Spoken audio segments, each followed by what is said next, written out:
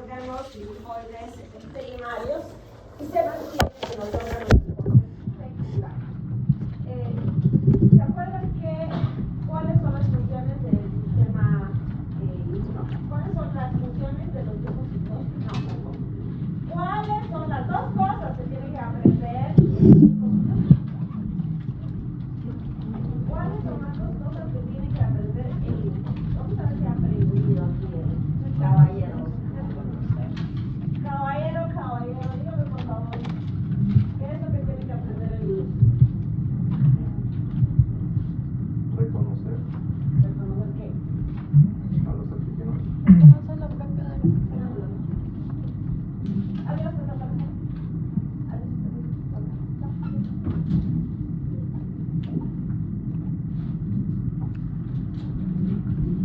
Reconocer lo propio de los extraños.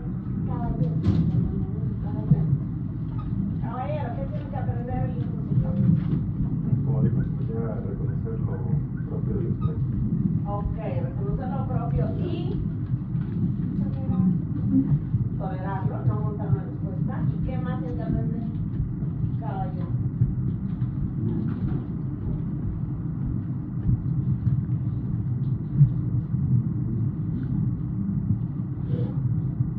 ¿Qué pasa si ese linfocito, como tú comprenderás, no aprendió?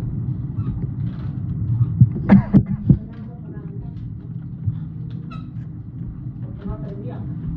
En caso de los linfocitos es así, ¿cuál es el porcentaje de linfocitos que no aprenden como el Alexis? Caballeros. 45, ¿qué? 92. Sí, 45. ¿Cuál es el porcentaje de linfocitos que no aprendieron? ¿Cuánto? 95 a 98% son los linfocitos inútiles que nunca aprenden, ¿no? No los tolera semejante barbaridad. Entonces, el 95 a 98% de los linfocitos no aprenden, tienen que eliminarse. No aprenden sobre todo a reconocer lo propio y a ignorarlo. La mayoría de los linfocitos sacan sus autoréficos y deben ser destruidos. Y esta destrucción implica el mantenimiento de la tolerancia. Si yo pierdo la capacidad de tolerancia, ¿qué ocurre? Si pierdo la capacidad de tolerancia, autoridad. Si pierdo la capacidad de reconocer lo extraño, inmunodeficiencia. Ya hemos hablado de inmunodeficiencia, ahora hablaremos de autoinmunidad.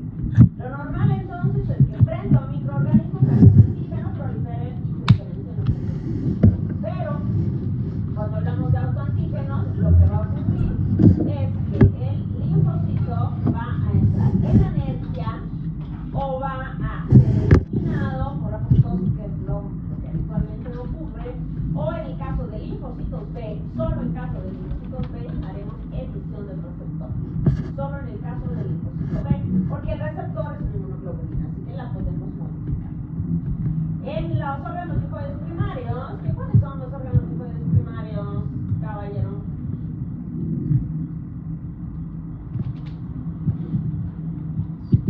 El vaso. ¿Cuáles son los órganos linfoides primarios? Médula ósea, timo. No sé, no he aprendido 3 meses cuáles son los órganos linfoides primarios, aunque lo tengo. Los órganos linfoides primarios, timo y médula ósea, son donde se educa inicialmente a nuestros linfocitos a reconocer lo propio y reconocer lo extraño. La mayor parte de ellos serán eliminados porque no aprendieron. Algún pequeño porcentaje de linfocitos serán linfocitos T reguladores y algunos de los linfocitos B serán editados en su receptor. Una vez que esta selección positiva ha concluido, los linfocitos salen de los órganos linfoides primarios y se van a los órganos linfoides secundarios, donde se reforzarán los mecanismos de tolerancia. ¿Qué está ocurriendo acá? Estamos enseñando a un linfocito lo que es un eritrocito, por ejemplo. Ay, Dios mío. intentado enseñarle a un linfocito, a través de la imagen que no se ve, cómo es un eritrocito.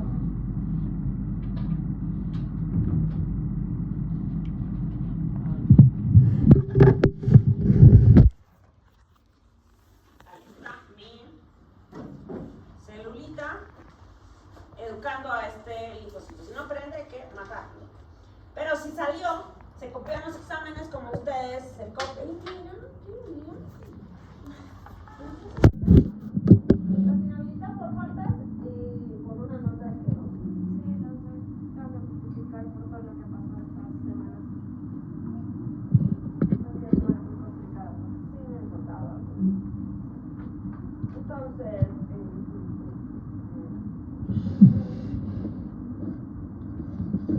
bueno. Acá los linfocitos, la mayoría son eliminados porque se aplazan en los exámenes. Pero habrá uno que otro que estudió solamente ya antes del examen, de la evaluación, quizá tomó sustancias o quizá copió. Y sale a los órganos linfoides secundarios. Eso es una tercera parte de los linfocitos. Esos linfocitos, esa tercera parte de linfocitos son autorreactivos. O sea, de todos los linfocitos que salen, una tercera parte son autorreactivos y deben ser eliminados. Así que debo buscar en la periferia cómo mantener y reforzar la tolerancia a través de los linfocitos T reguladores que van a estar liberando citocinas inmunosupresoras van a inducir anergia a linfocitos o van a destruir a estos linfocitos autorreactivos. ¿Cómo sé cuando un linfocito es autorreactivo? Pues fácil, esto ya lo hemos visto en alguna otra clase. Aquí está mi célula madre totipotencial, aquí tengo mi célula doble negativa, mi célula pre-T y mi célula doble positiva. En esta etapa de célula doble positiva es donde yo voy a hacer la selección positiva y negativa. Y la selección depende de la afinidad que tiene el linfocito por el antígeno o por las proteínas del complejo mayor de histocompatibilidad. Acá vemos una débil reacción, un débil reconocimiento entre el receptor de la célula T y la proteína del complejo mayor. En cambio, acá abajo vemos un elevado, un fuerte reconocimiento entre el receptor de la célula T y la proteína del complejo mayor. Si se fijan, hay alguna diferencia entre esto de aquí y esto de aquí. ¿Qué es de diferente? Y no me digan los marcadores de acá que son 2 y aquí es 1, no. ¿Qué es diferente ahí entre esta interacción de aquí y esta interacción acá? Una es completa y otra es no tan completa.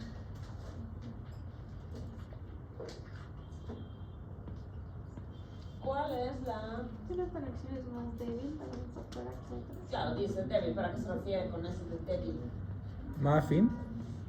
¿Mayor afinidad? No. ¿Cuál tiene más afinidad? El- ¿La de arriba o la de abajo?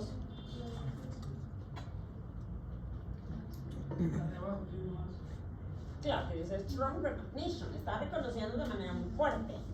Pero, ¿qué diferencia hay entre esta que tiene un débil reconocimiento? Una baja afinidad por las proteínas del complejo mayor.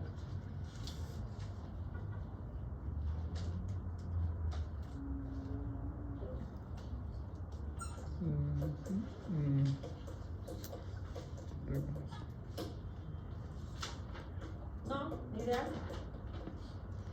A El ver, enlace. es el mismo ejemplo que ya hemos hecho 200 veces. Yo soy la sola presentadora. ¿Ok? Ah, el CD4. Y este es el antígeno. Y este es el linfocito. Entonces, a ver, ¿dónde está el linfocito? Está ocupado. Está el linfocito. Tiene su CD4 y su TCR. ¿Ok? Entonces yo voy a presentar el antígeno. Ahí está. Y me voy, ¿se acuerdan? Me quito. Me pongo. ¿Qué vas a hacer, linfocita?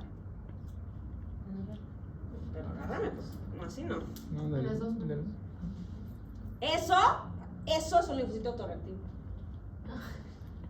Porque ¿qué está agarrando? ¿Está agarrando al antígeno o está agarrando a la célula, a las proteínas del complejo mayor. Las proteínas. Eso es un linfocito autorreactivo. Agárrame otra vez. Eso es autorreactivo. Porque el receptor de la célula T está agarrando a las proteínas del complejo mayor. No le importa el antígeno. Me está agarrando a mí, eso es autorreactivo. ¿Cuál sería un linfocito funcional? Esta ya no es funcional. Este es funcional. A ver. No, estas son las onzas. La célula. No, esta no aprendió nada.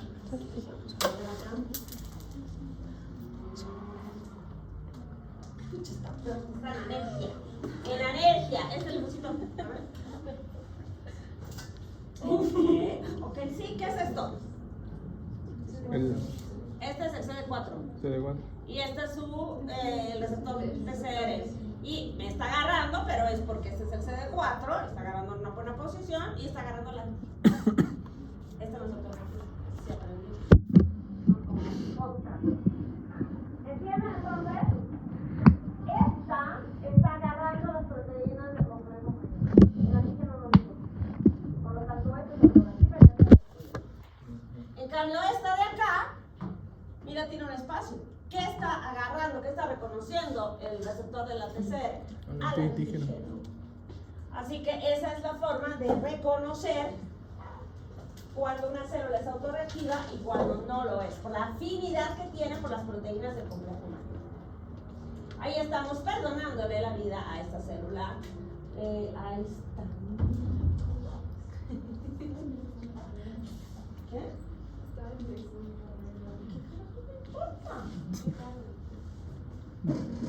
Eso se llama tolerancia. En otros momentos de la vida, eso no hubiera ocurrido. Hubiera hecho juntos, pero se ¿para qué lo voy a poner a hacer juntos?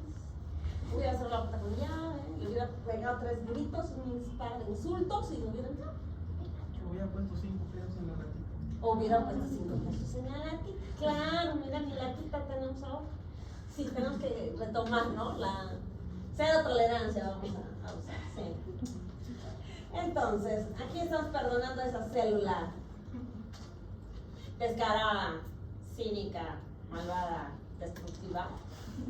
Tumores, la estamos perdonando. ¿Cómo identificar o cómo mantenemos la tolerancia? Mantenemos la tolerancia a través de la ignorancia inmunológica, de la delesión, de la inhibición y de la supresión. Ignorancia inmunológica implica que el antígeno nunca va a encontrarse con el linfocito. La delesión, la delesión o apoptosis es que yo identifico la célula autorreactiva y la elimino a través de los FAS y FAS aislante. La inhibición a través de la expresión de los mismos linfocitos T, de las moléculas estas que conocemos como puntos de control inmunológico, el PD1 y el CTLA4. Y la secreción de citocinas inmunosupresoras como el factor de crecimiento transformado beta y la interleucina 10. ¿Qué ejemplo me pueden dar de ignorancia inmunológica? ¿Qué ejemplo me pueden dar de ignorancia inmunológica? ¿Qué habías dicho en ignorancia? Que nunca lo encuentran.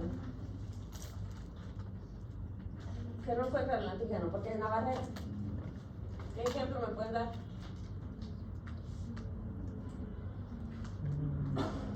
Ahí podríamos hablar, por ejemplo, de la barrera hematotesticular, la barrera hematoretiniana, la barrera hematoplacentaria. De hecho, hemos hablado de un ejemplo, el uveitis, cuando la barrera hematoretiniana, otra. ¡Burpees! ¿Qué va a hacer burpees esta? No puede con eso la doctora. Ay, no.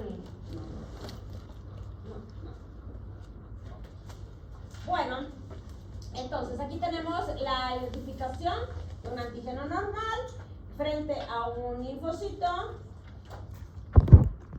Está frente a un linfocito. Y este linfocito se activa, empieza a sintetizar proteínas antiapoptóticas, lo que permite la proliferación clonal, una respuesta completamente. Por otro lado, tenemos un linfocito que está reconociendo autoantígenos. Este linfocito tiene la capacidad de identificar que tiene algo mal él solito y empieza a expresar proteínas proapoptóticas y se suicida, porque sabe que es un linfocito autorreactivo, sabe que es un linfocito no funcional y se suicida. Y en otras ocasiones estos linfocitos autorreactivos, incestuosos, pedófilos, van a terapia de grupo. Mira, aquí tenemos una terapia de grupo, varios linfocitos que están comentando sus negras intenciones, sus fantasías inapropiadas y deciden que no hay posibilidad de curación. Así que se suicidan en grupo. Y mira, uno expresa faz ligando y este es su faz, y este faz ligando y este es su faz. Y se matan entre ellos. Son linfocitos autorreactivos que deben ser eliminados. La apoptosis, como siempre, es el principal mecanismo de regulación de la tolerancia. Ahora, yo tengo factores que debo conocer que inducen la respuesta inmune y factores que inducen la tolerancia. ¿Cuándo debo inducir respuesta inmune? Pues cuando quiero, por ejemplo, tener defensa frente a una enfermedad en particular. Entonces hablo de las típicas vacunas.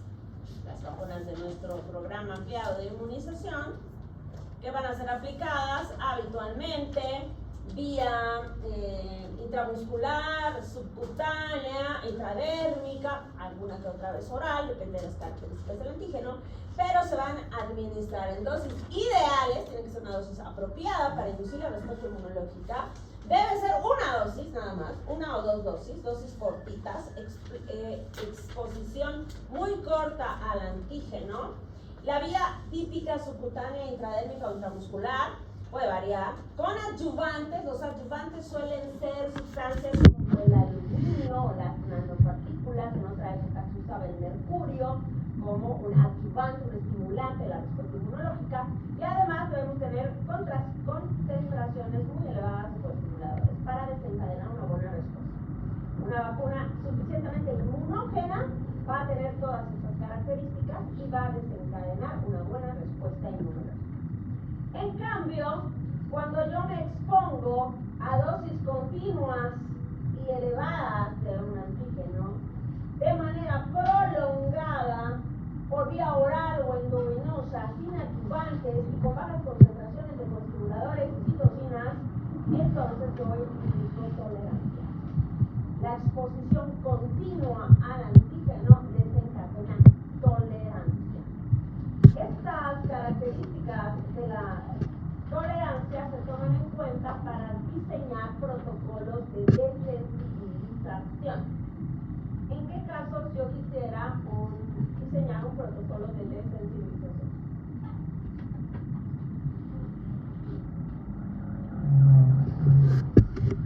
Un shock. En alergia. Cuando yo tengo alergia, puedo diseñar un protocolo de desensibilización. Hay protocolos de desensibilización para alimentos y medicamentos, no para himenópteros. ¿Qué es un himenóptero? ¿A qué es una himenóptero? Abeja, avispa, hormiga. Hay alergias a estos venenos, pero no hay procesos diseñados de desensibilización podiátrica. Habitualmente utilizamos estos procesos de desensibilización para medicamentos y alimentos. Por ejemplo, digamos que tenemos una paciente que es alérgica a las almendras y la mamá quiere que la niña coma almendras. Entonces la lleva al alergólogo y confirmamos con pruebas de patch test que la niña tiene alergia a las almendras. ¿Cómo se hacen las pruebas de patch test? En general se hacen en los brazos o en la espalda, dependiendo del paciente y de la cantidad de alergenos que estemos probando. Se compra un kit de alergenos probables y ya está diseñado. No hay Bolivia, hay que traerlos. Los alergólogos que hay acá traen sus reactivos de Argentina o de México, no se fumaran porque son ese punto del dólar, pero traen de allá sus reactivos y pinchan, o sea, marcan los brazos y van a pinchar con una hojita. Van a estar pinchando y van a ir colocando ahí el reactivo. En realidad lo primero que hacen es poner la gotita y luego pinchan sobre la gotita receta del reactivo correspondiente. Por supuesto, marcan todo para saber qué están poniendo. Tienen un control positivo de histamina, control negativo que tiene agua. Y ves la reacción. Si roncha, sabes que tiene alergia. Si no roncha, no tiene alergia. Entonces, identificamos que la chavita sí tiene alergia a la alergia. Pero eso, pues, la alergia oral es un protocolo de desinfección a la mamá. ¿Ustedes harían un protocolo? ¿Pagarían un protocolo de desinfección para la alergia? Yo no, pero hay gente que sí. Entonces, bueno, listo. Le hacen el protocolo de desensibilización. ¿Cómo se hace? Agarras una almendra. La niña, la mamá te trae su almendra. ¿Sabes? Y esa almendra tú la pones en un mortero y haces una pasta. De acuerdo a lo que tengas tu alergia, se va a hacer una pasta con eso. Y luego se diluye. Se va a ir haciendo grandes diluciones de esa almendra. Se mete en agua y se va diluyendo, uno en 10, uno en 20, uno en 40, uno en 1000, uno en 2000. Y se va dando la dosis más bajita. La dosis más bajita de esa dilución que tú haces. Una gotita de agua con eso. Y la bandita. Y al día siguiente la vuelves a traer y le vas a dar el doble de la dosis. Y después 3 días sucesivamente. Y en 3-4 meses la niña ya tiene la dosis plena, o sea, una almendra. Ya se comió una almendra y no tiene reacción. Y así son los protocolos. Esa es la idea del protocolo de desinfección y no tiene ninguna ciencia. ¿Cuál es el problema? El problema radica, obviamente, que hay que consumir todos los días las almendras. Después de que se desensibilizaste, la paciente debe comer almendras todos los días. ¿Qué pasa si un día no come? El cuerpo, el sistema inmunológico, deja de tolerarlo. Y un montón de cosas. Esa es la condición para que un protocolo de desinfección funcione. Ahora, habrá otros, bueno, en general estos protocolos suelen ser bastante buenos en algún tipo de alimentos. Los frutos secos no es el mejor, pero en algún otro tipo de alimentos ayuda. No se te quita el proceso alérgico, pero disminuye la intensidad de la reacción. Eso es con lo que ganan plata los alergólogos, haciendo protocolos de desensibilización. También puedo hacer protocolos de desensibilización para medicamentos. Por ejemplo, un paciente que tiene tuberculosis y hace alergia o hace un RAFA a los antituberculosos, RAFA es una reacción adversa asociada a antituberculosos. Estos pacientes que tienen tuberculosis y que tienen que tomar antituberculosis y tienen alergia, pues hay que hacerles protocolos de desensibilización. En este caso, el protocolo es básicamente la misma idea. El medicamento que se va a tomar de forma oral, así tiene la reacción, igualito se muele, se diluye, se le va dando al paciente en la misma vía que el paciente lo va a tomar. No va a ser endovenosa, va a ser oral. Así que se le va dando. Pero en este caso, el protocolo debe ser rápido. El protocolo tarda 2-3 días. Así que le vas dando por hora la dilución. Vas aumentando con vigilancia estrecha del paciente, adrenalina y hidrocortisona a tu lado, por si en cualquier momento el paciente hace una reacción. Y terminas generalmente los 3 días con tolerancia al medicamento. Y ya vas dando su tratamiento normal hasta que termina el tratamiento con curación de la tuberculosis. Deja de tomar el medicamento, obvio, está bien que deje de tomar el medicamento porque ya no lo necesita. Si volviera a requerir, seguramente tendremos que volver a hacer el protocolo de desinfección. Mecanismos de tolerancia, ya los mencionamos. En las células B tenemos apoptosis, edición del receptor, en la zona central, anergia, explosión folicular y apoptosis. La autotolerancia, entonces, que hemos comentado ya, se va a inducir en órganos linfoides primarios, en el caso de los linfocitos de timo y de la periferia, en el estadio doble positivo, a nivel central, gracias al reconocimiento de antígenos de vecino con elevada avidez, necesitamos poner al paciente a los linfocitos de manera temprana una gran cantidad de antígenos. Y en la periferia, igualmente, situación repetida con antígenos propios. Y la tolerancia central, ya lo dijimos, repetimos, apoptosis, regulación a través de linfocitos T reguladores, anergia, apoptosis y supresión de forma periférica. En las células B tenemos el desarrollo de la tolerancia en la médula ósea y la periferia sobre linfocitos B inmaduros que expresan IgM negativo y IgM positivo. A nivel central, el estímulo de inducción de tolerancia es el reconocimiento de antígenos multivalentes. O sea, la manera de inducir tolerancia es exponer la mayor cantidad posible de veces a un antígeno. Y en la periferia, la manera de hacerlo es reconocer el antígeno sin cooperación de células T. A pesar de todo esto, tenemos fuga de linfocitos autorreactivos a la periferia. Con todo y que también tenemos mecanismos de reforzamiento de la tolerancia, en algunas ocasiones hay fracaso. Y eso genera una enfermedad autoinmune. El fracaso de la tolerancia se va a deber a una predisposición genética asociado a un factor ambiental que habitualmente es una infección, o puede ser un medicamento, pero lo más común es una infección, que lleva a desregulación inmunológica con fracaso de la tolerancia y desarrollo de enfermedades autoinmunes. Dígame, Maquera, ¿qué está ocurriendo en esa imagen?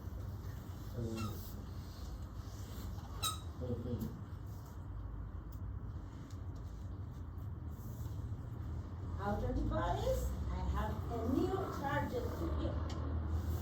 The target, any questions? Isn't that red from Kitty D? No. It's definitely bacteria or something. Hi everyone. That's so cute. What do you think about that? Sí, obviamente, ¿por qué? No, no es un macrófago.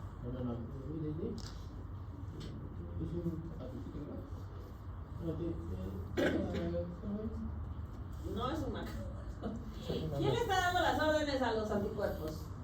¿Quién es el que da las órdenes? ¿Quién es el que da las instrucciones? ¿Puede ser la presentadora? El linfocito. ¿Qué? El linfocito. Que está dando las órdenes a ese anticuerpo. Estos anticuerpos tienen que actuar sobre este target, sobre este blanco. El target es el blanco, esta célula es el blanco. Ellos dicen, no, pero este es el es el amiguito. Y la célula le dice, no, es una bacteria o algo así. O algo así. O something. Algo así, quién sabe, pero hay que destruirlo. Y acá llega feliz y hay que destruirlo. Esto es una reacción autoinmune. Esta célula se está confundiendo y está produciendo anticuerpos contra esta otra. ¿Okay? El GREC va a ser destruido. Y eso se debe a autoinmunidad. Los primeros que hablaron de autoinmunidad fueron Polerlik, que habló del horror autotóxico, y Ilya Ilyich Mechnikov, que es como que el padre de los macrófagos, no porque sea el padre de los macrófagos, sino porque él los identifica por primera vez. El Ilya Ilyich Mechnikov, que es entonces observa la actividad macrofágica en estas, ¿qué se llaman estas cosas estrelladitas? Las células, no, las estrellitas de mar. Él estudiaba estrellitas de mar y ahí veía a los macrófagos comiéndose cosas y los describe, y luego comparan información con el doctor Polerlik, que veía como células propias se comían a otras, y ahí hablan de la autoinmunidad. Y luego viene este doctor Karl Landsteiner, que es el responsable de la identificación de los grupos sanguíneos, de algunos de los grupos sanguíneos. ¿Cuántos grupos sanguíneos hay en un eritrocito?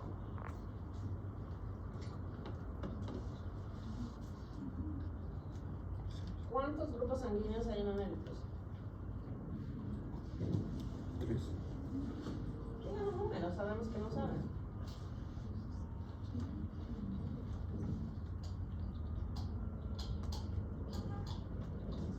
Hay más de 200 antígenos de superficie en el eritrocito. Hay muchos entonces, son un montón. 50 sistemas antigénicos se encuentran en los eritrocitos, más de 50. De esos sistemas, ustedes solamente ubican si es que el grupo ABO y el RH, ¿no? Y este doctorcito fue el que identifica el ABO y el RH. Pero más importante que eso, describe las reglas de la transfusión. ¿Y por qué reglas en transfusión? ¿Por qué? No me acuerdo. Entonces, si yo tengo sangre A, ¿qué tipo de sangre me pueden ustedes transfundir en caso necesario? A o cero. A o cero. ¿Y por qué? Porque No tienen. el A tiene anticuerpos contra los B y el cero no tiene ningún anticuerpo. No. ¿No? ¿Sí? ¿Quieres apostar? No. Pues verdad. ¿Alguna otra idea? Pues está cerca, ¿eh? Pero hay un error ahí muy grave. Antígenos. Entonces, ¿me van a dar A o C? ¿Por qué me van a dar A? Porque soy A. Y me van a dar 0 porque el 0 no tiene ni A ni B. No tiene antígenos. Pero sí tiene anticuerpos. Los pacientes que tienen sangre O tienen anti-A y anti-B. Anticuerpos anti-A y anti-B de forma natural. Anticuerpos naturales. Una persona que es A tiene anticuerpos naturales contra B. Una persona que es B tiene anticuerpos naturales contra A. Una persona que es AB. ¿Qué? Ah, no tiene. Porque si tuviera, ¿qué pasaría? Caballero, si tuviera, ¿qué pasaría? Se autodestruyen. Entonces, si es A y B o AB, no debe tener anticuerpos. Porque si no, haría hemólisis. Así que, ¿cuál de estos grupos es el receptor universal?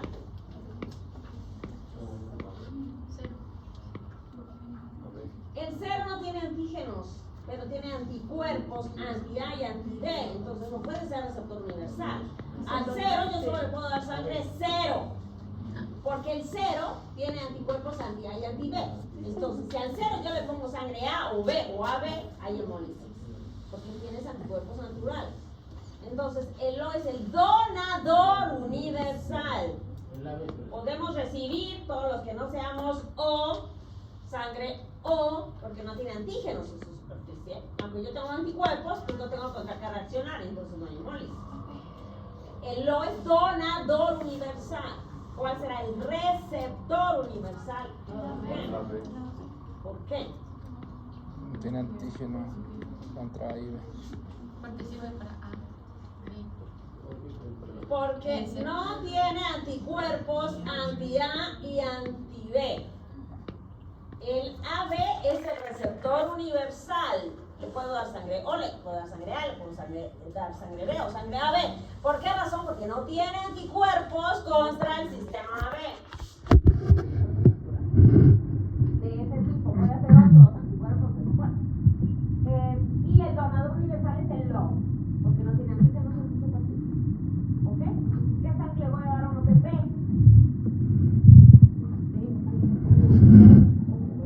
¿Por qué le voy a dar O? Que no tiene anticuerpos contra B. Porque no tiene anticuerpos Contra B. contra el O. B. Si es B, le voy a dar sangre B, porque es la misma, y le voy a dar sangre O. ¿Por qué le voy a dar No sangre tiene O? anticuerpos contra B. Así que los anticuerpos no le van a hacer ningún daño. Ahora, ¿qué ocurrirá si de repente yo le pongo paciente 2, 3, 4 transfusiones del grupo que corresponda y hace una reacción hemolítica?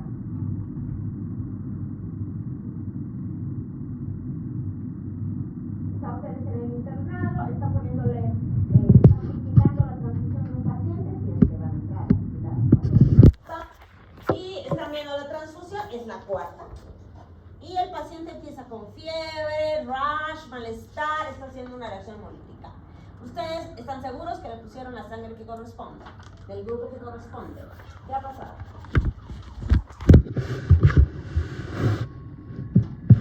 Se coaguló. ¿Qué ha pasado de saber la transfusión orgánica? El RH está correcto.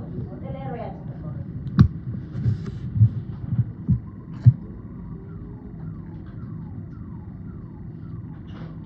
¿Qué pasó?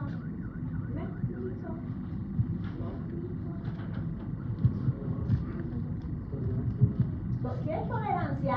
No respuesta.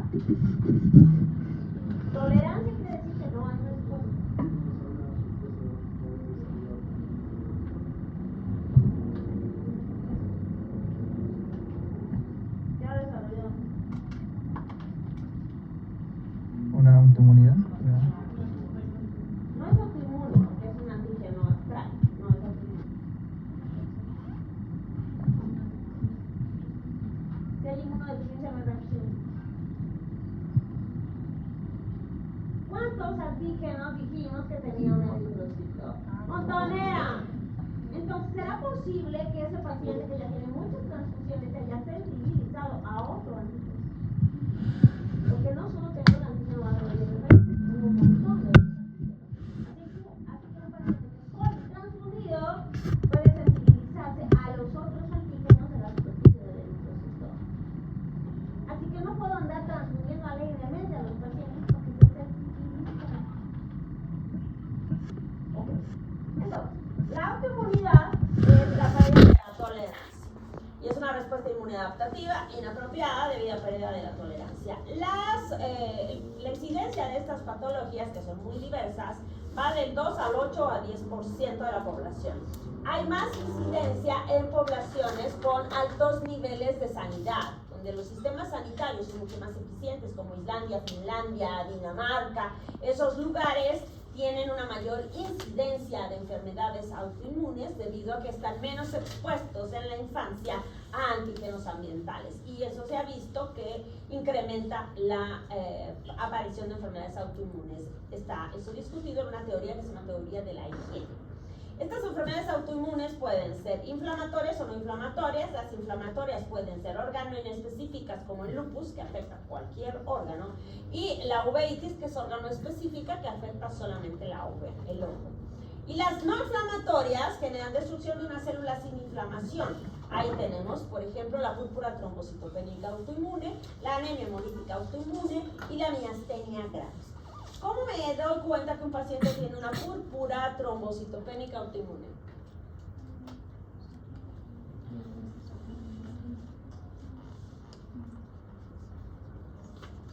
¿Cómo me doy cuenta que un paciente tiene una púrpura trombocitopénica autoinmune? Sofía. Hemorragia interna. Te mando un video que quiero que hagas. Sí, de clase. Pero no nos cuesta ni sí ni no.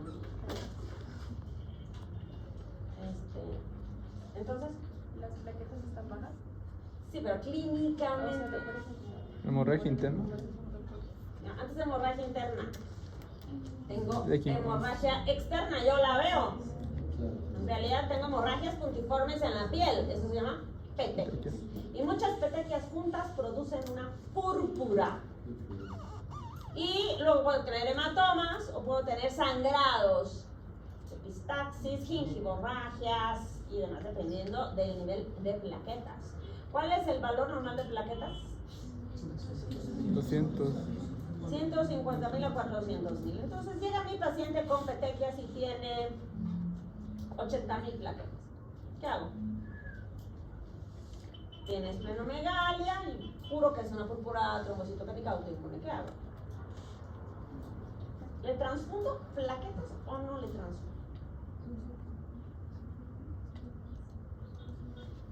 ¿Transfundo o no transfundo?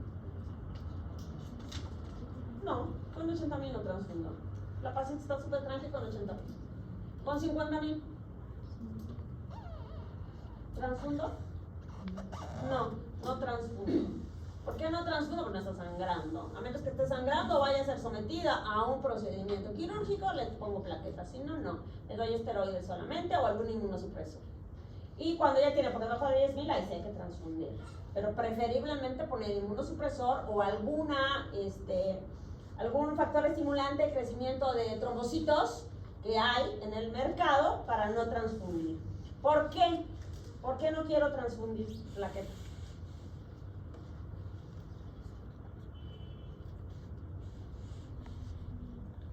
En la misma idea, en la misma lógica de las transfusiones de sangre, de eritrocitos. Las plaquetas tienen antígenos en su superficie. Y si yo le meto plaquetas que son extrañas, va a desencadenar también producción de anticuerpos. Y lo único que voy a provocar es más destrucción de plaquetas. Así que no debo andar transfundiendo alegremente ni plaquetas ni sangre. Menos plaquetas que sangre. Sangre se transfunde más, plaquetas hay que transfundir menos. Hay otras herramientas que se utilizan en hematología para controlar las púrpuras. Ok. ¿Qué es la miastenia gravis? Si tienes que salir, desaparece de una.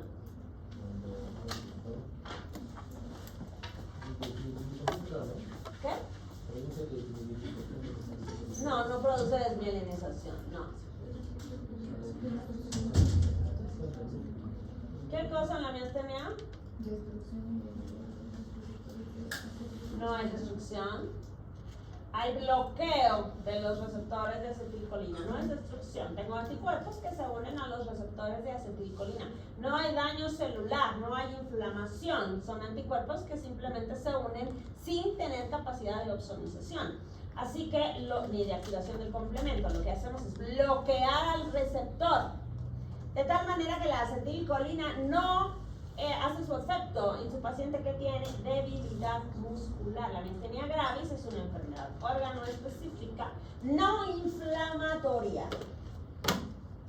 Las enfermedades autoinmunes van a ser órgano específicas, como por ejemplo la tiroiditis de Hashimoto, tirotoxicosis, anemia perniciosa, gastritis atrófica, diabetes mellitus tipo 1, Addison, uveitis, cirrosis biliar primaria. Y las órganos específicas tenemos al lupus, que es el prototipo, el síndrome antifosfolípido, la mixta del tejido conectivo, esclerodermia, polimiositis, dermatomiositis, artritis reumatoide, Sjögren, entre otras muchas.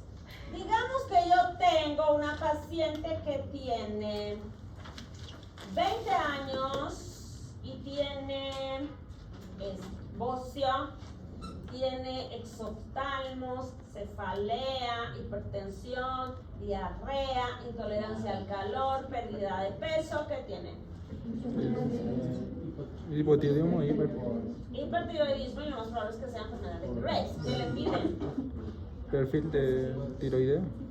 Perfil tiroideo para ver cómo está la TSH y la T4. Con eso es suficiente. TSH y T4 libre.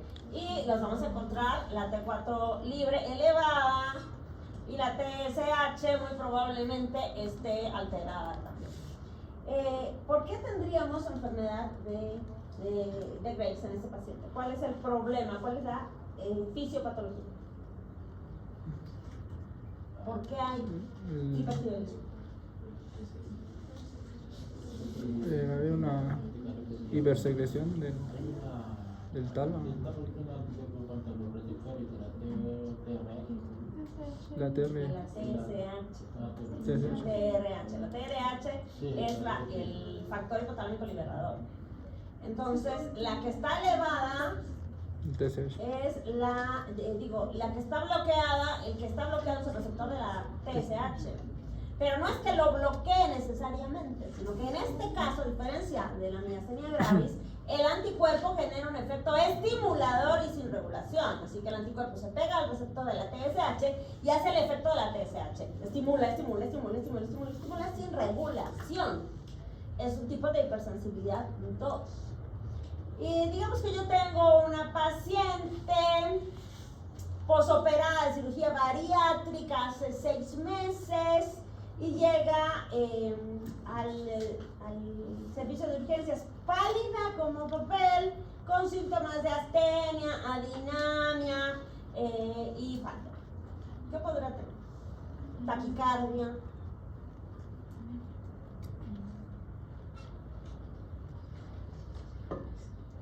¿Cómo? ¿Qué? ¿Y por qué anemia perniciosa?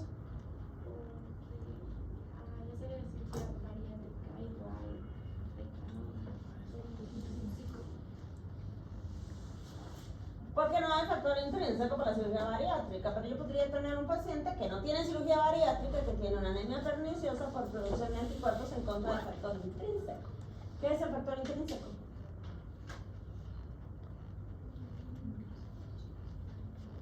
¿Qué es el factor intrínseco?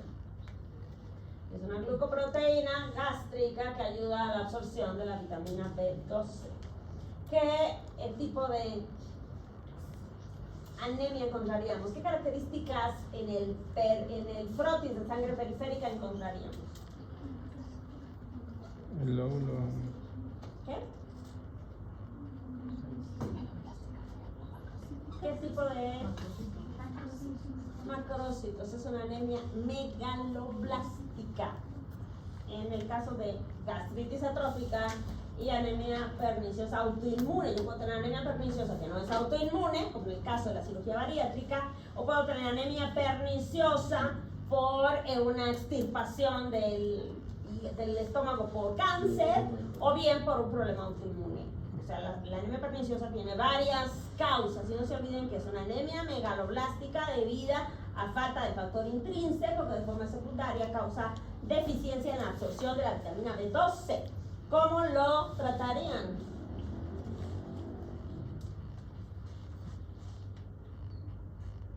¿Qué le darían a este paciente? Pues inyecto B12 y se acabó. B12, suplemento. Eso es fácil, le pongo B12 y listo. Le inyecto, se acabó. No le voy a dar oral porque no se va a absorber. Le tengo que dar intramuscular. La mayoría de las enfermedades autoinmunes se presentan en mujeres. La mayoría, pero hay una que otra que es más de varones, como la espondilitis anquilosante. ¿Se recuerda la película de HLA asociada a la espondilitis anquilosante? 500 ceros. El HLA-B27, que tiene un riesgo relativo del 10% hasta 200% de la población general que tiene espondilitis anquilosante, casi determinismo. Pero el resto de las enfermedades autoinmunes comunes, el resto puede ser mujeres. Por ejemplo, en la enfermedad tiroidea y las hepatitis autoinmunes son igual 8 de cada 10 mujeres, esclerodermia y miastenia van a ser 7 de cada 10 mujeres, artritis reumatoide 6 de cada 10, igual que la esclerosis múltiple, la colitis ulcerosa y el Crohn, como la celiaquía, son más o menos iguales en hombres y en mujeres, y la diabetes mellitus en algunos países la casuística es igual en hombres y mujeres, y en algunos es un poquito más elevada en los varones, sobre todo si hablamos de estos países superindustrializados, donde hay más incidencia de enfermedades autoinmunes, como particularmente la diabetes.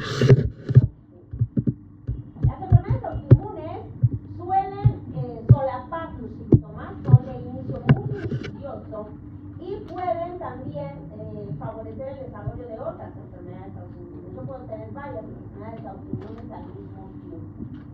¿Por qué razón? Porque yo heredo la predisposición al desarrollo de enfermedad autoinmune. Así que mi familia puede tener quizás Sjögren's, quizás diabetes tipo 1, heredas la predisposición al desarrollo de la enfermedad autoinmune y por lo tanto puedes hacer varias enfermedades autoinmunes al mismo tiempo.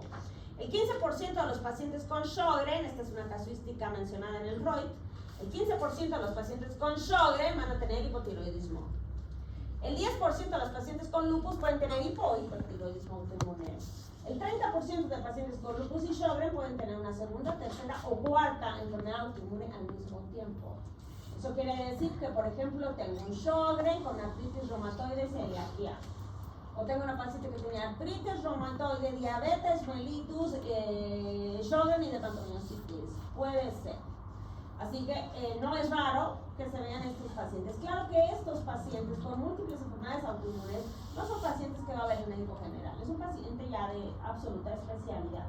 Los médicos generales pueden identificar de manera general la sospecha de una enfermedad autoinmune, mandar al especialista, y el especialista hace el diagnóstico, lo confirma y luego controla a la paciente. Y ya años después del lupus empieza con su Sjögren, o empieza con Sjögren y luego hace fosfolípidos y luego hace lupus y así van evolucionando, pero eso no lo va a ver el médico general, lo ve el reumatólogo. Aquí tenemos algunos haplotipos de HLA relacionados con enfermedades autoinmunes, porque como hemos dicho, es una predisposición familiar con múltiples genes involucrados y entre ellos el más famoso es el gen AIRE.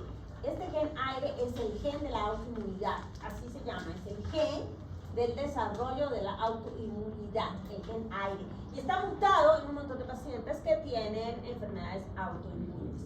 También tenemos influencia epigenética. ¿Qué quiere decir epigenética?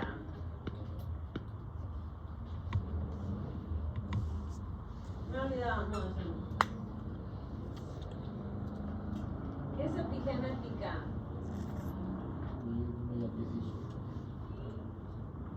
Epigenética es la influencia ambiental sobre las histonas. Y como las histonas regulan también la expresión genética. Lo que quiere decir que cuando hablamos de epigenética nos referimos a cómo el ambiente genera modificaciones en la expresión genética y eso puede ayudar a desencadenar enfermedades autoinmunes. Aquí tengo algunos haplotipos de HLA, hay un montón, mencionamos ya el B27 de la espondilitis anquilosante, que tiene un odds ratio de 100 a 200%. ¿Qué es el odds ratio? Imagínate que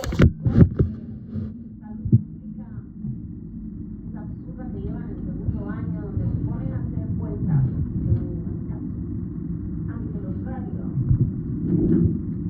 No sé para qué les van a hacer cuentas, saben sumar ustedes. Pero lo más importante es que hay programas de computación que hace todos esos cálculos. Lo que tendría que hacer en esa materia es enseñarles a usar el SPS.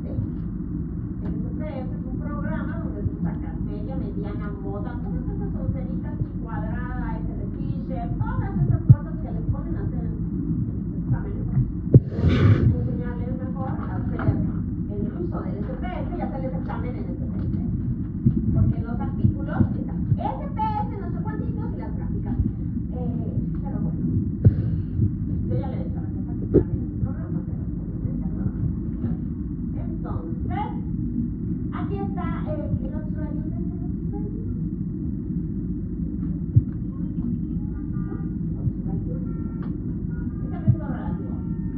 de riesgo relativo. Pero a los estos estadísticos que se dedican a los estadísticas, me encanta el radio. Yo me tardé años en entender que era mucho radio. Lo entendí en un TikTok. Era riesgo relativo. Les juro, son una clase de esas y el otro radio de más. Me encontré un TikTok que me dejó todo clarísimo y lo compartí en mi grupo de maestría en la mis compañeros ay, no me importa, ¿cómo se me nunca más comparto nunca más paso y son changos como salí justo de la universidad yo nomás lo más que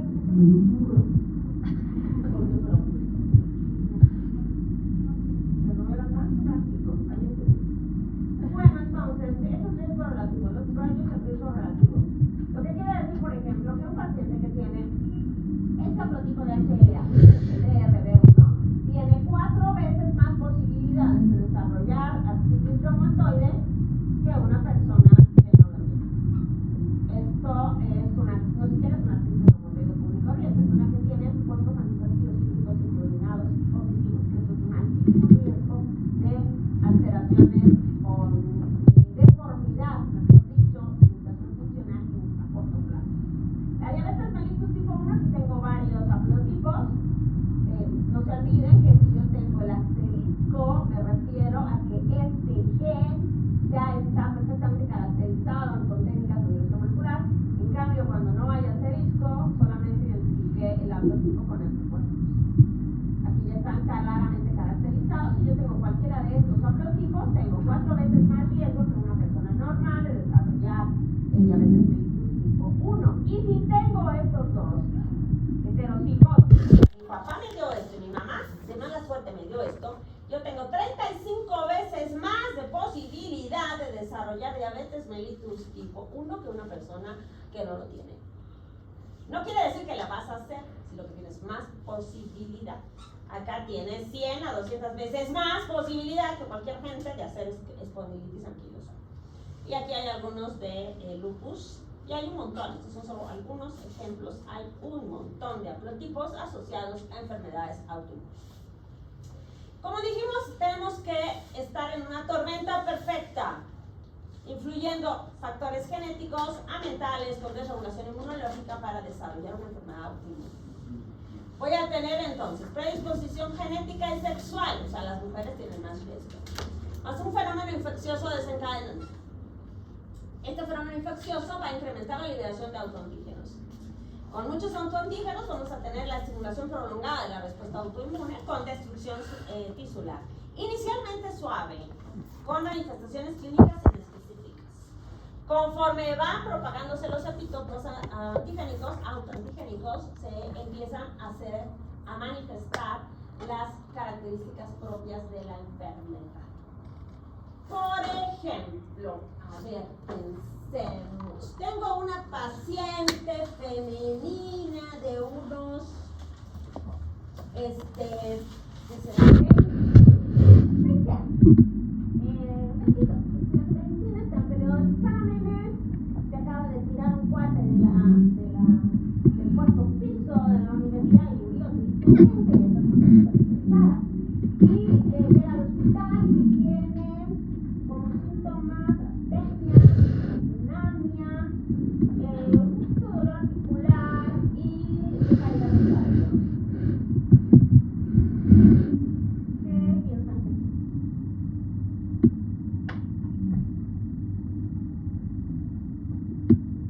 Dicen que come Maruchan, que tiene más de una enfermedad común porque es Maruchan. Todo eso es cierto.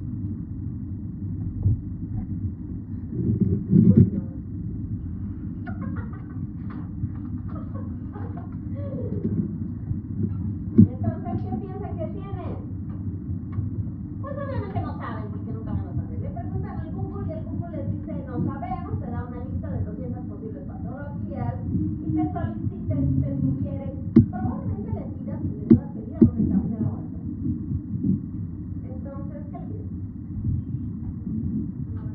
Entonces le dices, pero sí dime qué le pido, porque yo no sé.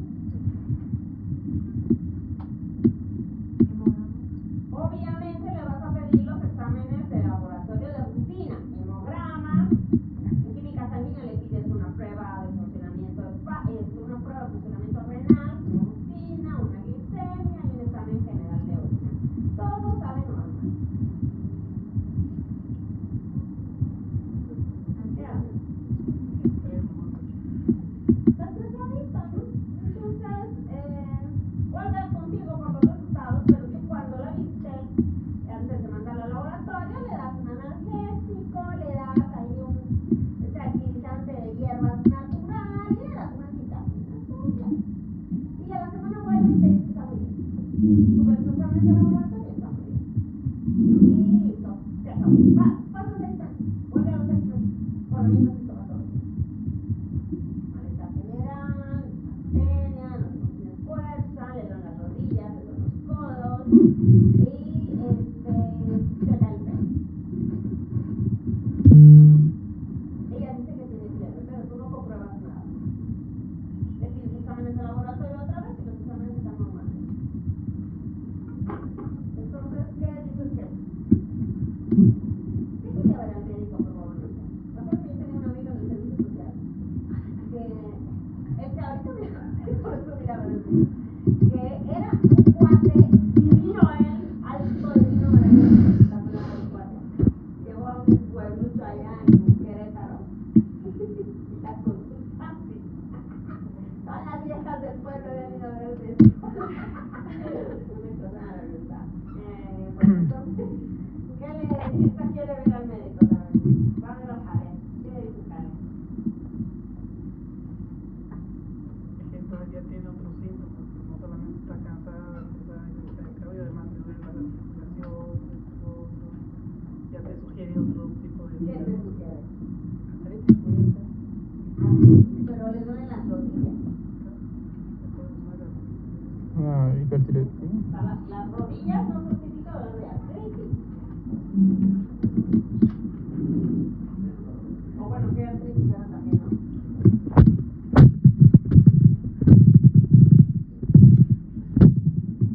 Artritis reumatoide, yo pienso, si le duelen las manos. Y además cuando las veo, se hinchadas.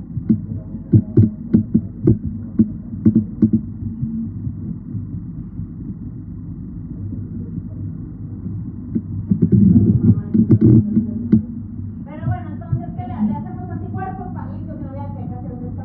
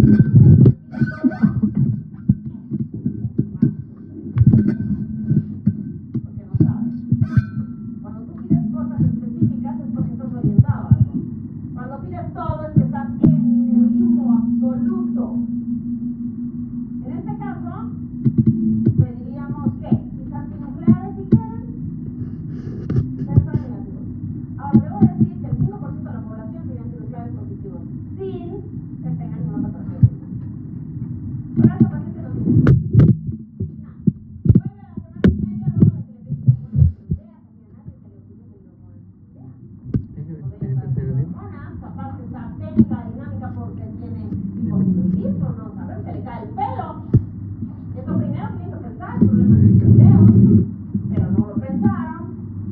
Pero bueno, la paciente, el padre se la charla nuevamente, le da otra vez alguna antioxidante, excitación,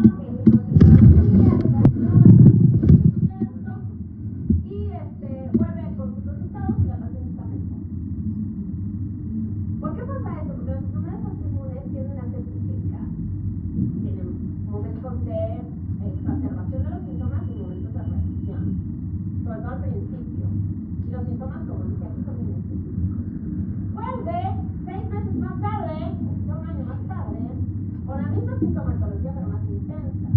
Tiene debilidad muscular, ahora no se puede debilidad muscular. Tiene caída de cabello, así pedazos de pelo se han caído, tiene úlceras orales que no le duelen y tiene derrame perical. ¿Qué tiene Sofía? ¿Qué tiene? Derrame perical. Le pido exámenes de laboratorio, tiene leucopenia y trombocitopenia. ¿Qué tiene? Ahora sí tiene luz. No siempre tuvo luz, siempre tuvo luz. Solo que las primeras manifestaciones son inespecíficas. Y como les digo, van y vienen. Puede coincidir con que tomó medicamento o con que se estresó por las condiciones ambientales en las que estaba. Porque dijimos que estaba haciendo los exámenes y había ocurrido un evento particularmente desagradable y estresante para todos. Entonces, él coincide con estos periodos. Pero luego los síntomas desaparecen. Hasta que la enfermedad se instala con las manifestaciones específicas. Las enfermedades autoinmunes, algunas son fáciles de identificar y algunas, como el lupus, la esclerosis, son súper difíciles de identificar. Y aunque pidas anticuerpos, a veces no se pueden. ¿A qué se deben estas enfermedades autoinmunes? A la susceptibilidad genética con falla en la tolerancia inducida probablemente por un factor ambiental que es un patógeno. Y tenemos las teorías relacionadas con la reactividad cruzada o mimetismo molecular relacionado, por ejemplo, con la fibra reumática.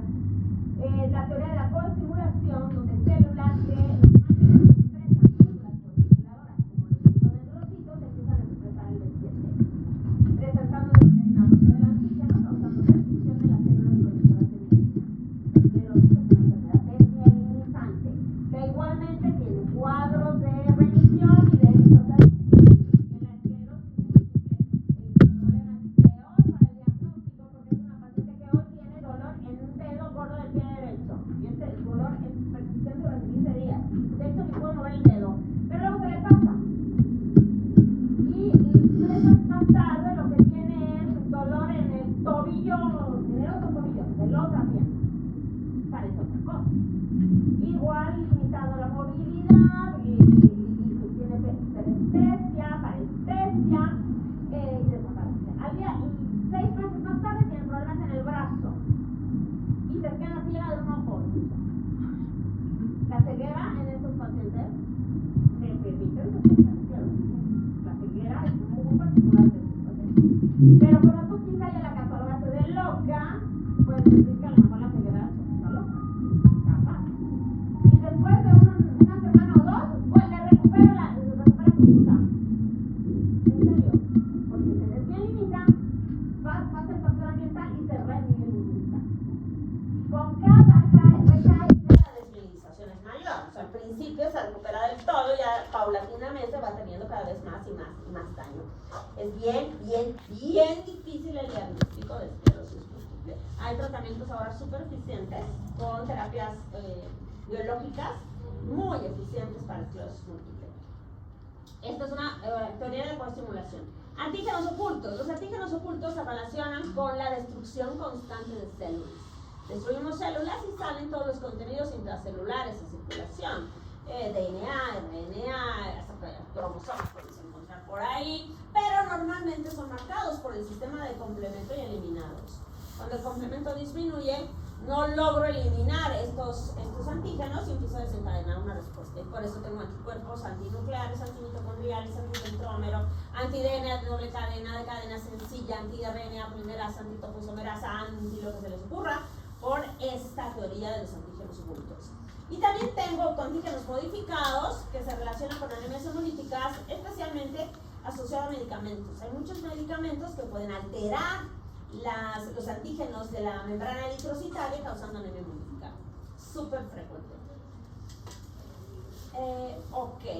Háblenme, por favor, de la fisiopatología de la fiebre reumática. Esto lo han visto en fisiopatología.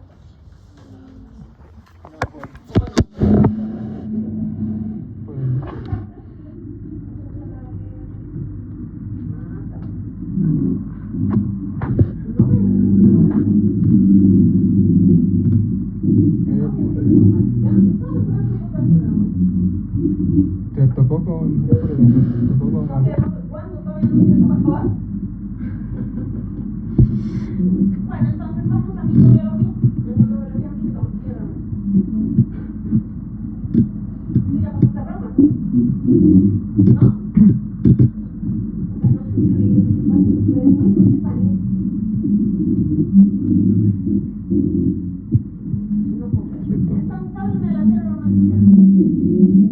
Por el estreptococo hemolítico beta. No se está relacionado con una infección por el estreptococo beta hemolítico del grupo A, el pior. Y ¿cómo es esta cadena?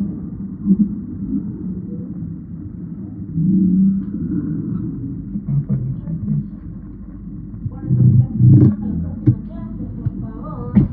Quiero que me estudien la fisiopatología, la fiebre reumática, obviamente los criterios de diagnóstico de John, que en teoría ya deberían saberlo, y por supuesto el tratamiento, pero la fisiopatología es importante entenderla porque es como el modelo para el entendimiento de todas las enfermedades.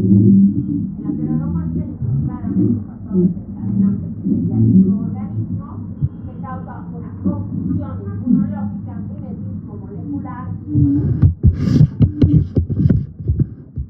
tengo lo que ocurriría normalmente con una célula ahora aquí descansando con un autoantígeno, presenta el linfocito y este linfocito dice, no, un momento, esto es un autoantígeno, hago autotolerancia. Pero por acá un microorganismo desencadena una respuesta, proceso el antígeno y lo presento, y muy probablemente durante este procesamiento empiezo a expresar autoantígenos. Expreso autoantígenos con moléculas de coestimulación y este linfocito viene a destruir a nuestras propias células. Por ejemplo, diabetes. ¿Cuál es el dicho relacionado con el desarrollo de diabetes mellitus tipo 1? Maquera, dame tu teléfono.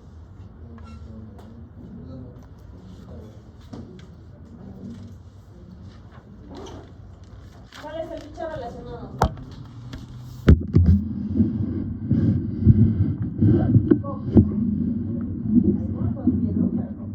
Más relacionado con la insulinitis que acaba desencadenando una diabetes mellitus. Y por acá, la infección, eso pasa en fiebre reumática, me como el bicho, lo proceso y lo presento, pero este antígeno microbiano se parece a antígenos propios. Así que se monta una respuesta frente al antígeno bacteriano, pero este antígeno bacteriano es muy parecido a algunas moléculas que tenemos en nuestras superficies celulares, lo que desencadena una reacción de confusión. Y el sistema inmune destruye a la célula pensando que es el patógeno. Eso se llama mimetismo molecular, es de las más conocidas. Y las enfermedades autoinmunes las vamos a clasificar de acuerdo a su mecanismo de lesión como lesión anticoagulante que es conocido como hipersensibilidad de tipo 2. Ahora, podrá leer por ahí en algún lado que esto es hipersensibilidad tipo 5. Está queriendo poner una clasificación de hipersensibilidad tipo 5 a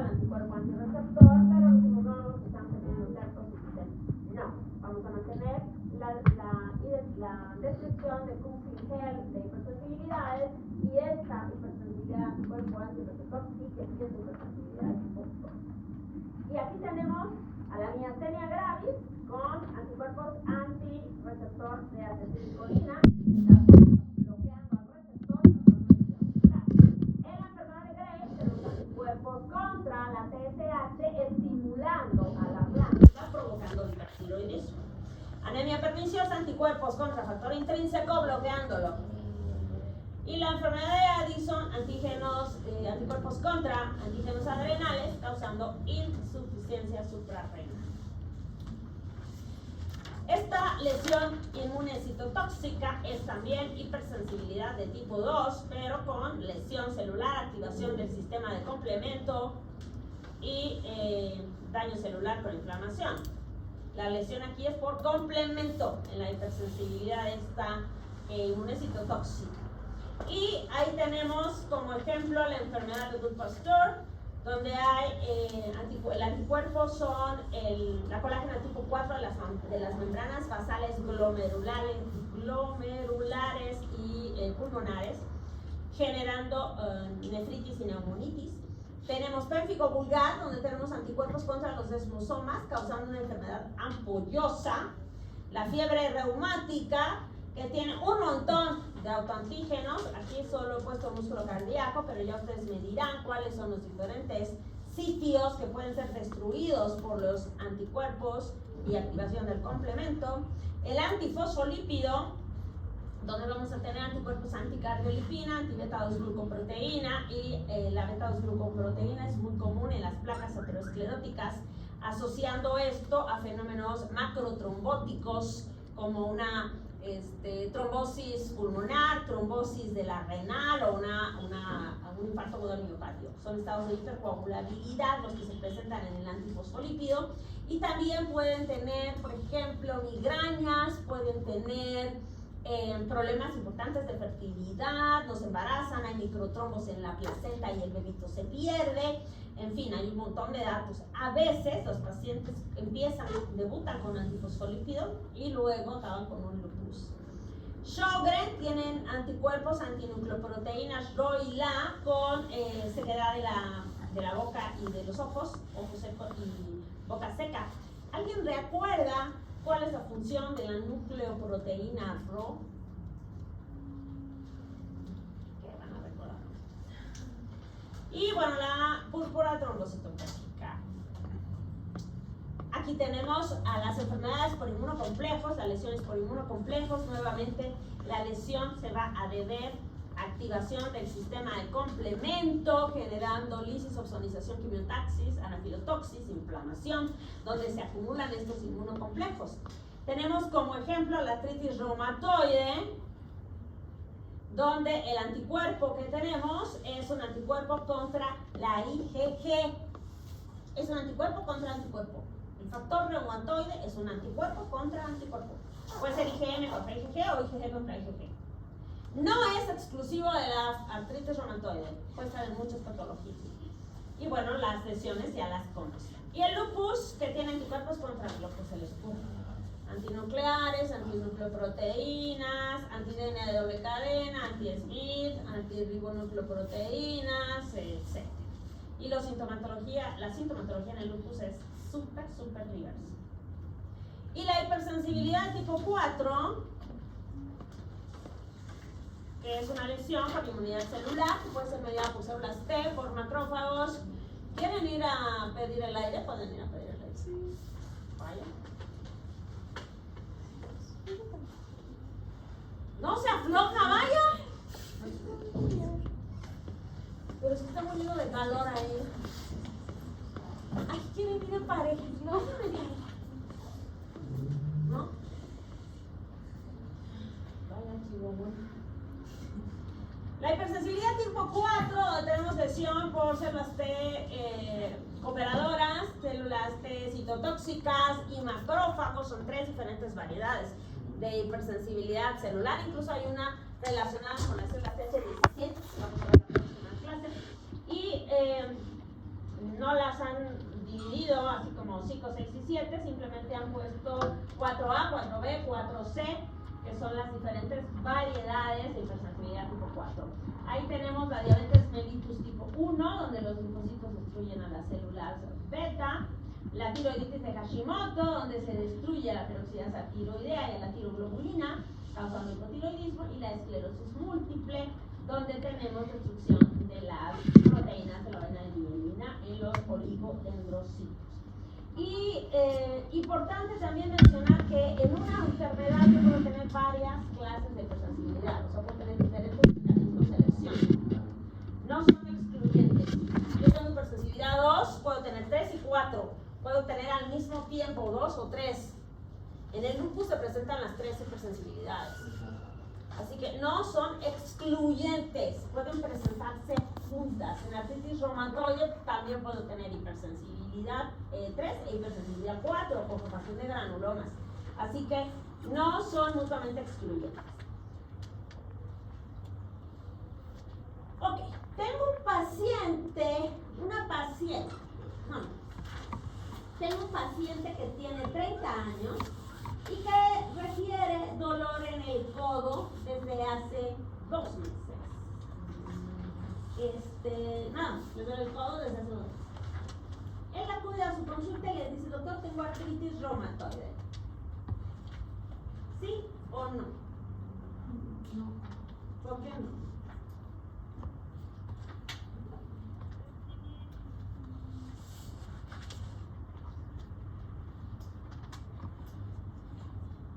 ¿Tiene artritis reumatoide, sí o no? ¿Por qué no?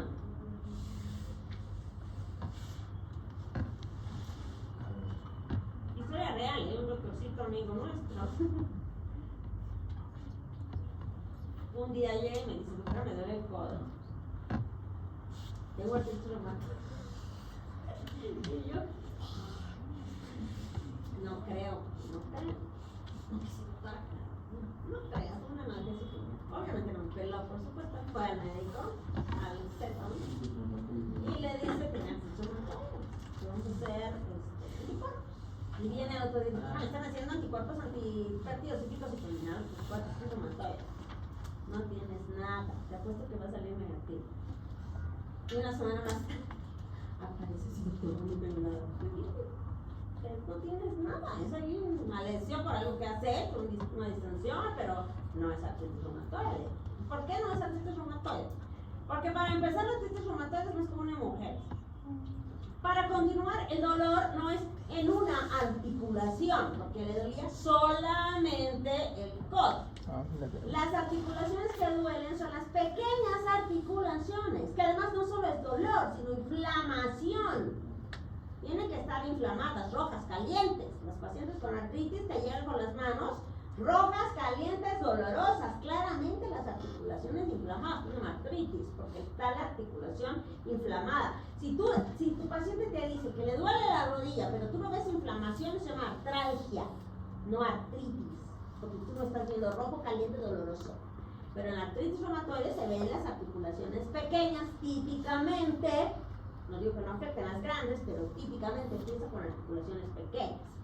Además de que son varias articulaciones, la sintomatología sí es larga, de más de 6 semanas, y puede tener algún marcador inflamatorio, como cuál, por ejemplo. Tiene factor reumatoide positivo, puede o no. Anticuerpos antipéptidos cíclicos citrulinados pueden estar o no. Puede tener velocidad de sedimentación globular aumentada y proteína C reactiva aumentada, pero el valor de estas últimas es muy bajito. Así que para que yo diagnostique artritis reumatoide necesito varias articulaciones inflamadas pequeñas, anticuerpos presentes como el factor reumatoide y los anticuerpos antipéptidos cíclicos citrulinados, y la duración de más de 6 semanas. Eso está en criterios de diagnóstico claramente establecidos. Las asociaciones europeas y americanas sacan cada rato criterios de diagnóstico para llegar a un diagnóstico específico. Así que hay que tener criterio para pensar en un diagnóstico. Los anticuerpos me van a orientar, ciertamente. Si yo ya estoy pensando que tiene artritis reumatoide, puedo pedir anticuerpos anticativos cíclicos y combinados, pero como ya dije, no en todos los casos sale positivo. Si sale positivo, tiene un valor predictivo negativo. Eso quiere decir que mi paciente tiene mal pronóstico, va a desarrollar deformidad articular rápidamente. Había una docente, no creo que la hayan conocido, si hay algún repetidor de muchos años, quizás sí.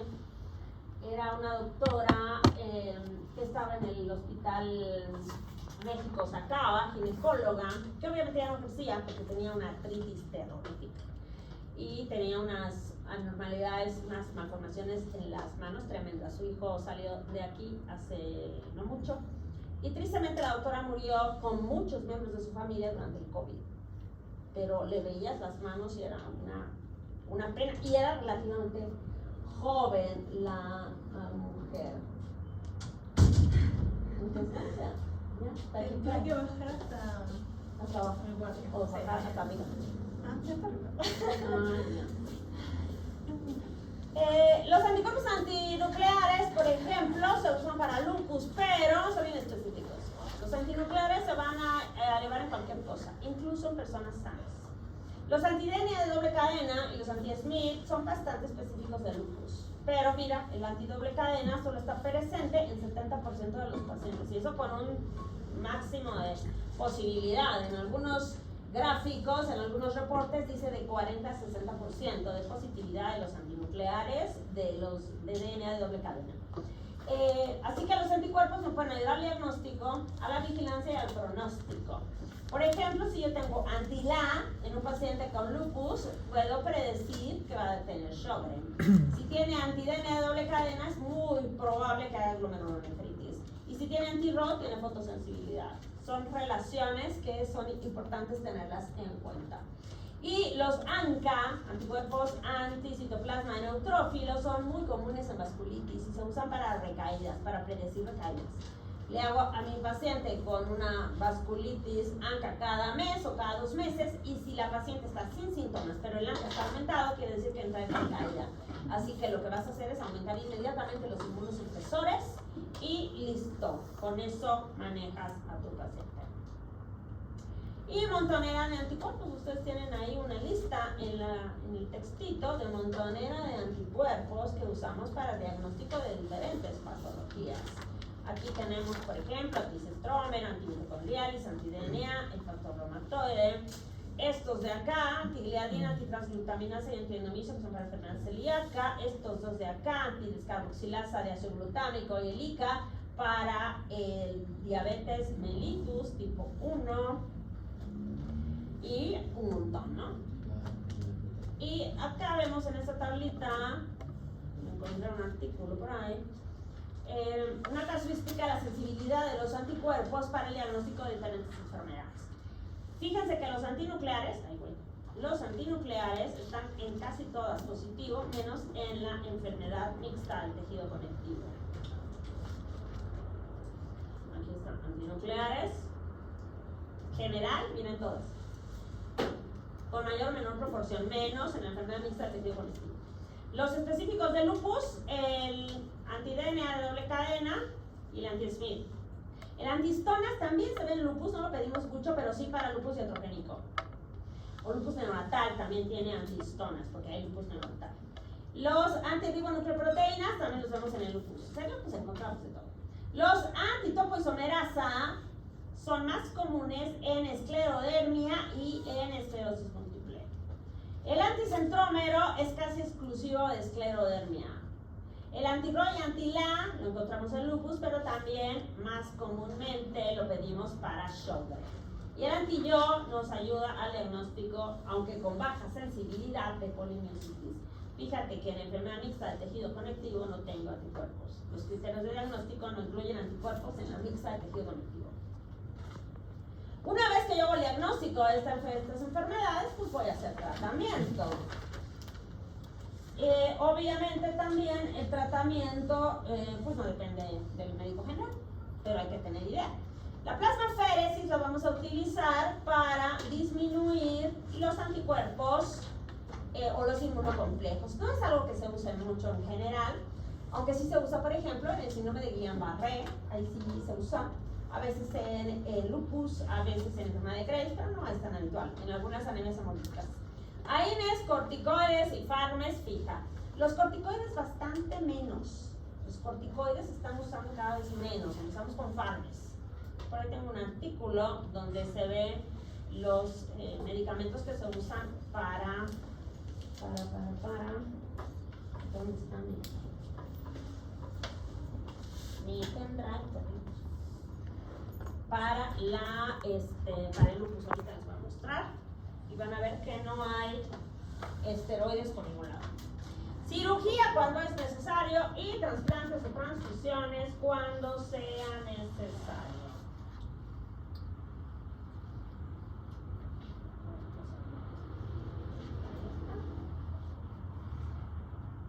Mira, pero vamos a hablar un poquito de lupus y luego les pongo el tratamiento. Solo para que vean. Tiroiditis de Hashimoto. Mira, aquí mi lóbulo, ¿qué se llama? Folículos tiroideos con su coloide hermoso, arquitectura maravillosa. Y acá está completamente perdida la estructura histológica infiltrada de linfocitos. En la tiroiditis de Hashimoto, esta es una tiroiditis caliente, roja, dolorosa, inflamada, con hipotiroidismo. Este es el Graves, la típica imagen del exoftalmos con un bocio. Y acá tenemos los anticuerpos anti-receptor de la TSH con hiperproducción sin regulación. Acá tenemos el receptor de la acetilcolina siendo bloqueado por el anticuerpo, causando debilidad muscular. La debilidad muscular inicial es en los músculos oculares, pero luego puede diseminarse al resto del cuerpo, puede incluso afectar músculos respiratorios, causando una muerte del paciente. Pero eso es lo más grave. Y aquí tenemos este signo que se llama ptosis palpebral y tienen diplopia también. ¿Qué es la diplopia? Ven doble, y luego la debilidad va incrementando. Estos pacientes se despiertan bien, pero la debilidad va aumentando durante el día. ¿Y esto qué es?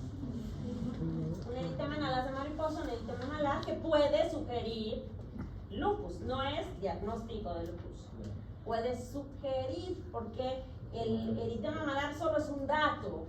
Yo puedo tener eritema malar por muchas cosas, no solo el lupus. Así que sugiere, para hacer diagnóstico de lupus, yo necesito integrar criterios de diagnóstico. Estos son los criterios revisados para el 2019.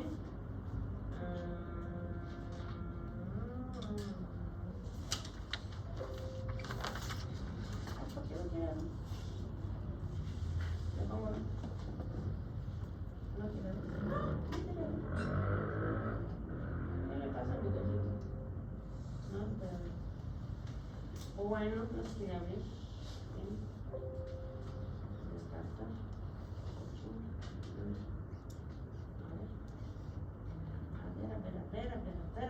A ver, ¿dónde está?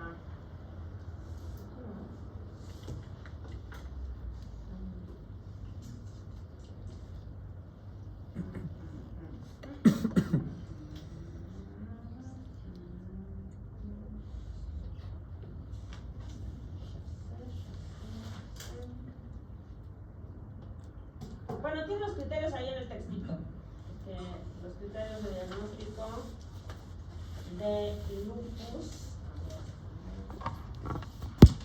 que incluyen por ahí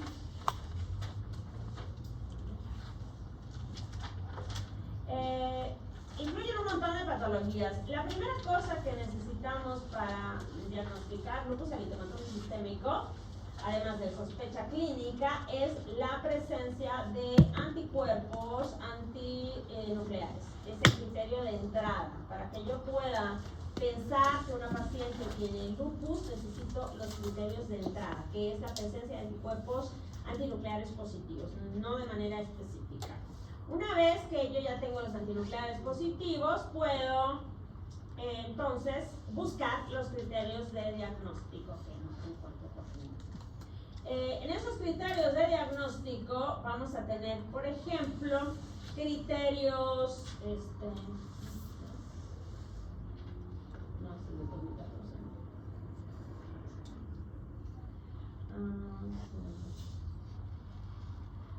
tengo criterios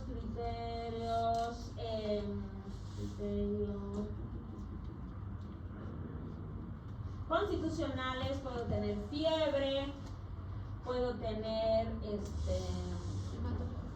¿qué? Pero en los constitucionales,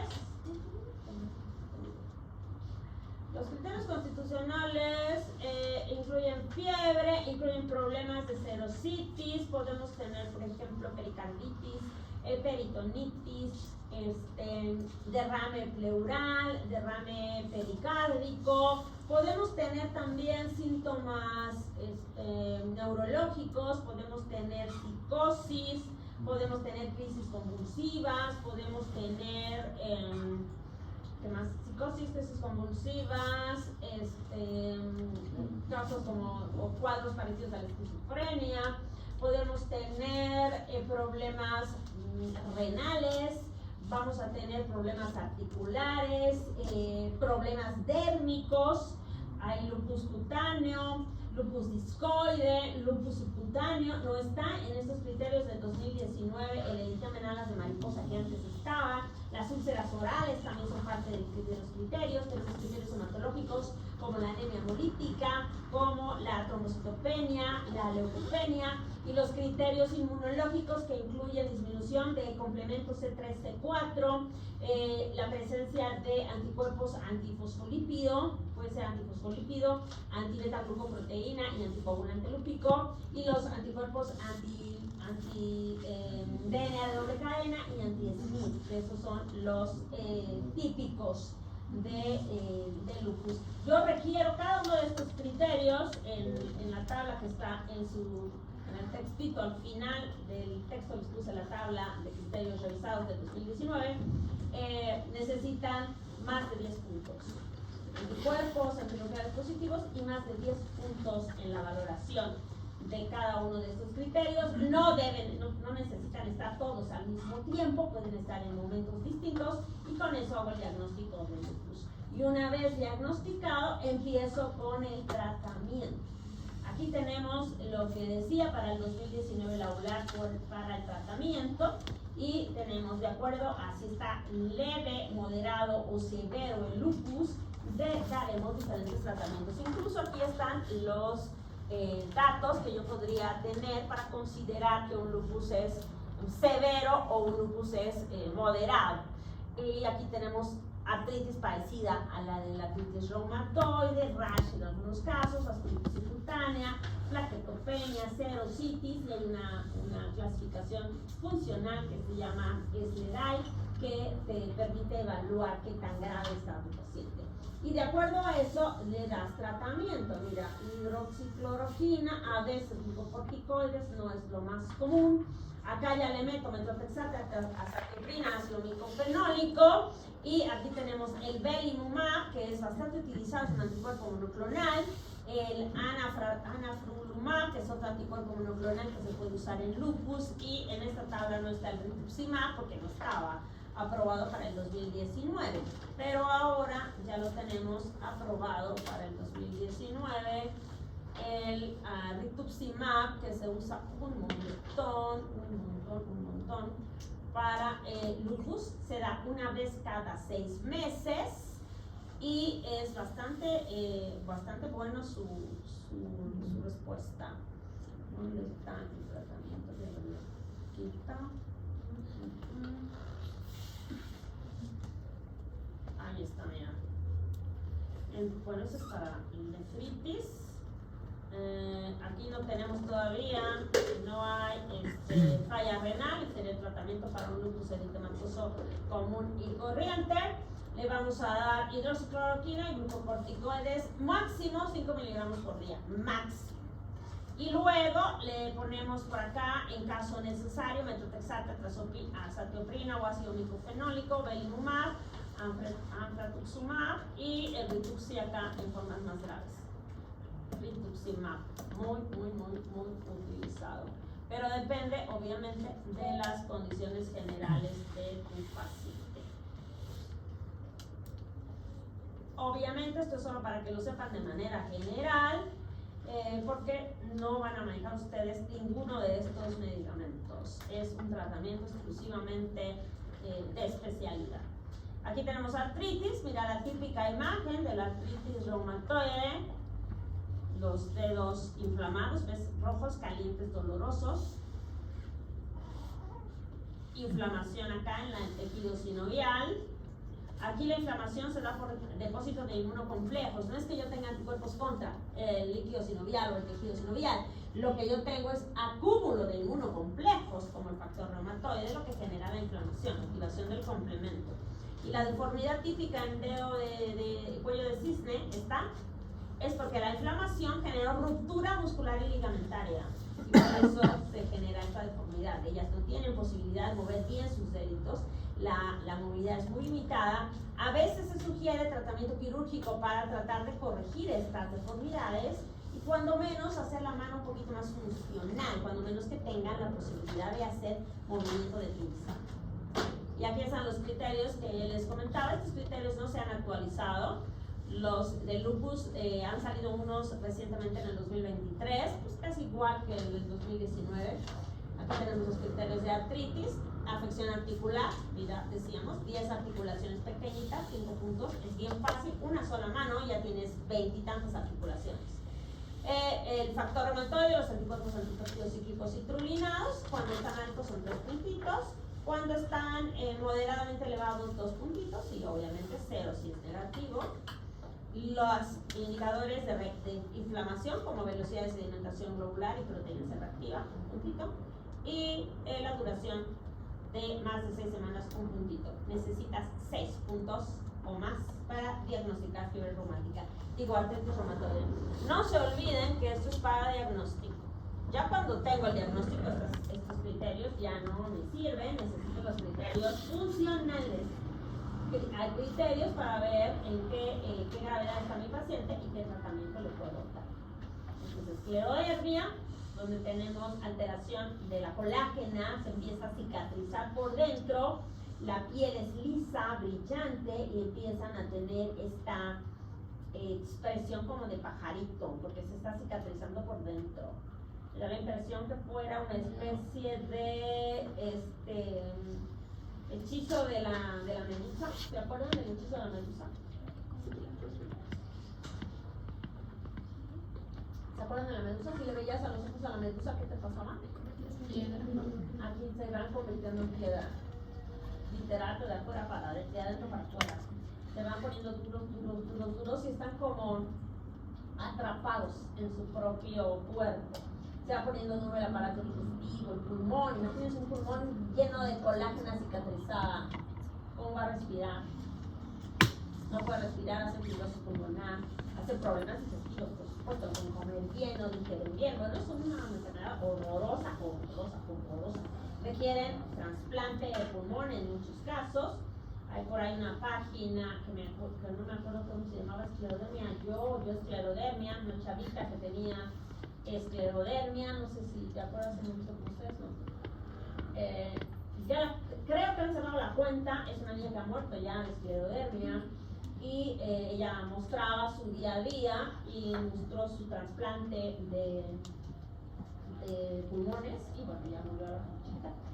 Pero bueno, hay un montón de páginas donde gente con esclerodermia muestra cómo están sus manos, su fenómeno de Raynaud. El fenómeno de Raynaud muy intenso provoca necrosis en los puntejos. Bueno, una enfermedad muy feita. Y esta es una variedad de esta enfermedad, que es una esclerosis, pero localizada. Se llama esclerosis lineal o morfea lineal. También se llama esclerosis en sable. ¿Por qué en sable? Porque pareciera que te hubiera cortado con un sable ahí. Parece una cicatriz, pero no es una cicatriz. Bueno, es una cicatriz en realidad, pero no hubo una herida. Como si en otra vida te hubieran matado con un hachazo, con un machetazo, y aparece la lesión ahí después. O sea, tú ves este don y juras que le pasó algo. Y no, es una esclerodermia lineal. A veces está cortado por la mitad de todo el cuerpo. De verdad que yo creo que en otra vida murieron así. Se me ocurre. Y la dermatomiositis, que la dermatomiositis tiene la particularidad de que en el 50% de los casos se debe a síndrome paraneoplástico. ¿Qué es un síndrome paraneoplástico?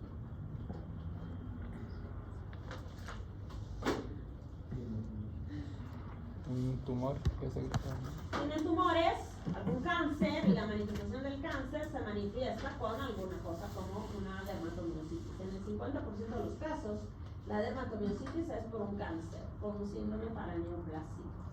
Y acá es una paciente que tiene debilidad muscular central, tiene debilidad en la cintura escapular, en la cintura pélvica, no se puede peinar, no puede caminar, y además del problema muscular, tiene problemas en la piel. Tiene esto de acá que se llama heliotropo, que es esta zona eritematoviolacea alrededor de los ojos, y va a tener también un eritema que puede simular a las de mariposa, y lesiones en las áreas expuestas como la B del escote. Si te fijas acá en la B del escote hay eritema, y también en los brazos, en una dermatomiositis.